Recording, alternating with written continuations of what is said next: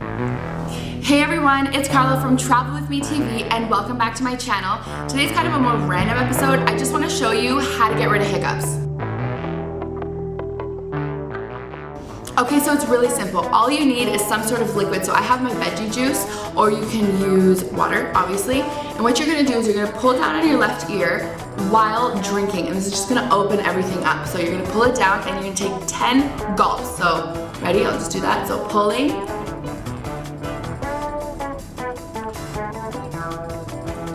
And that's it. Hiccups are gone. If you like that video, please leave a comment below of what you want to see next. Please give this a thumbs up and don't forget to subscribe. We'll see you next time.